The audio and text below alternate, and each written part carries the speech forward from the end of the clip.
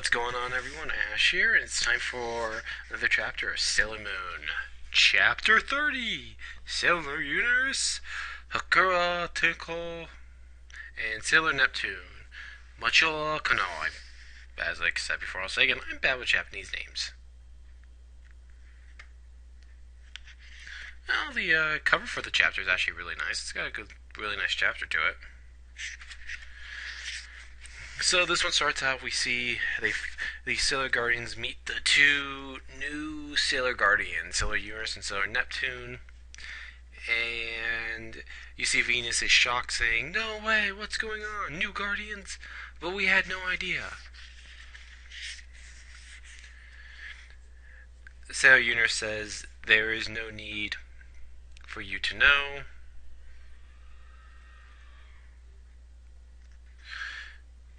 And they see that Sailor... Sorry, you're checking something. They see that Sailor Neptune has the mirror. Sorry, I'm just out of it right now. Has a mirror which is one of the talismans. Chibiusa says she's seen that mirror before.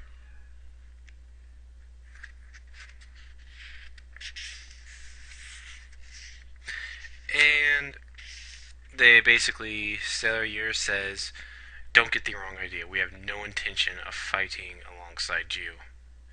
Sailor Moon goes, "Then you're not our allies?"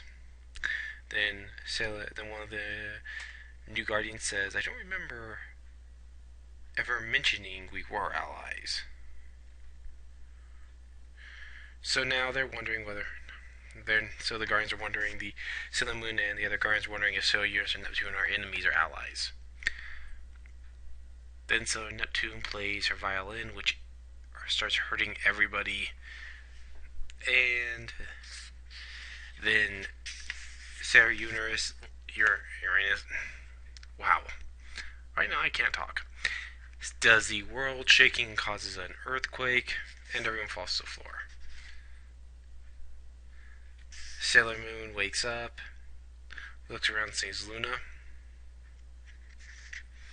And Luna explains that these Guardians aren't supposed to be here. They're protectors of the outer planets. In fact, they were never supposed to leave. They were always supposed to defend against enemies who came from the outer edge of the universe.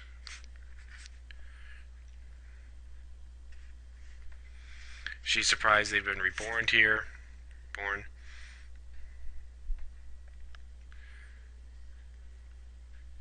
Sailor Moon asks, "Those two aren't enemies, right? They're fellow Guardians, right?" Sailor Venus goes, "But they attacked us without explanation. That's just what an enemy would do." Sailor Jupiter goes, "I guess that's what they're giving us in lieu of a greeting. No matter what their situation is, they came out and told us they weren't allies, and if they try to attack us again, our only chance is to fight back."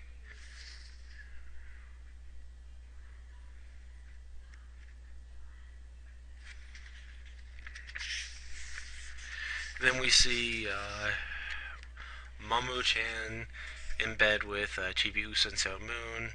He holds her hand and says, "But what in the world could those two be after?" And suddenly he sees a tsunami and sees the whole city completely and totally wrecked with a figure up in the distance. He says the deity, and then you see the words of the deity of destruction. He wakes up, then Sailor Moon wakes up. They both had the same dream. We see that Sailor Mars is wondering if these things could bring the destruction. So right now it's a lot of unknowns about Sailor Uranus and Sailor Neptune. The next day we see Sailor Uranus stand right behind Usagi, when Usagi's sitting on the bench, and she goes, "Stop hanging out along my route home. I might take advantage of you." Okay. Then Usagi goes, "Wait, Sailor Uranus." Hawkinson, you're Eunice, aren't you? You both smile the same, like the wind. No, smell, sorry. Sorry, did not mean for that to happen.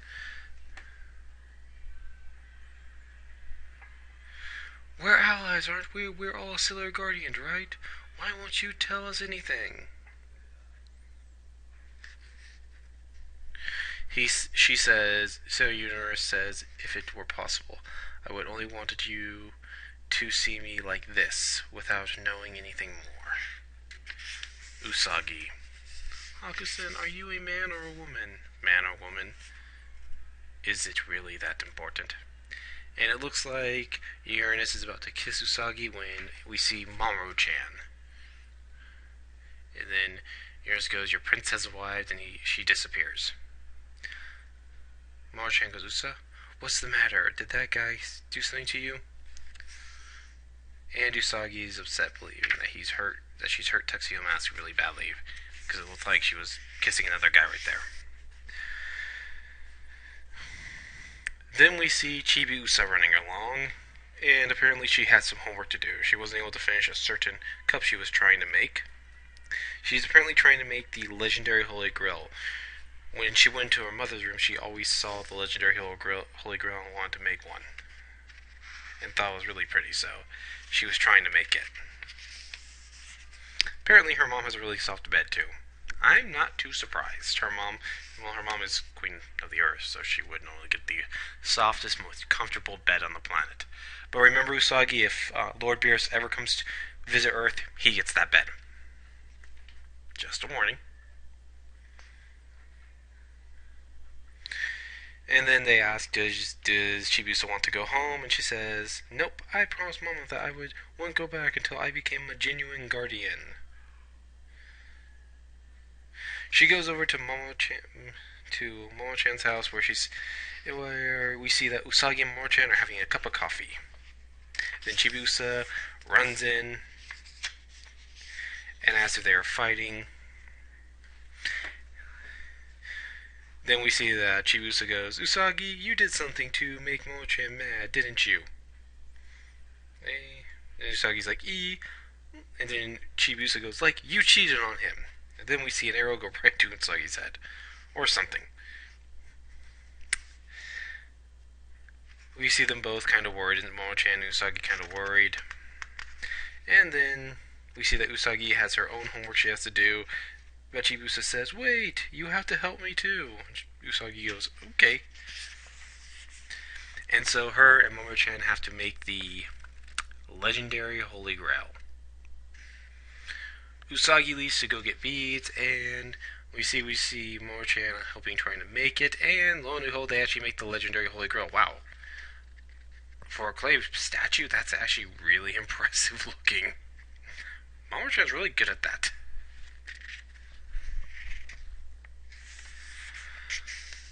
We see that after they finish, we see Chibiusa has fallen asleep, and we see that Usagi goes, I'm sorry, Momo-chan, I shouldn't have been with Hoka-san like that. I trust you, Usagi, but Momo-chan, when I saw you with Maji-san, I was so jealous. I'm an idiot, just like such a little thing, aren't I? Me too. I've been jealous too of a lot of guys, but deep down I know there's a reason. And they kiss and make up. And we see Chibiusa kind of smile about it.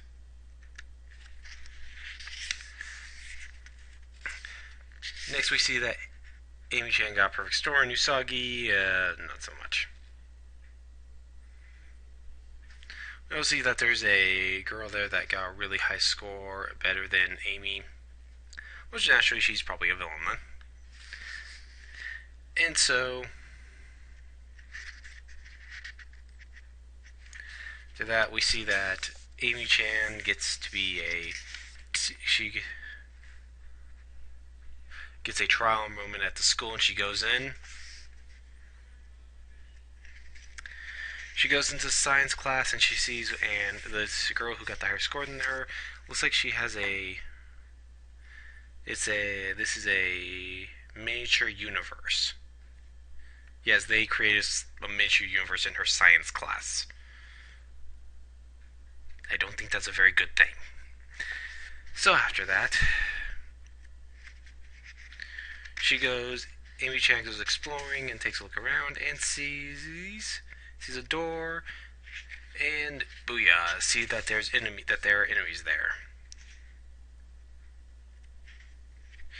And then we see that Uranus and Neptune are there as well, and they all three get captured, and they're about to have their energies sucked in by these computers, when suddenly all three break free, and they all jump out the window.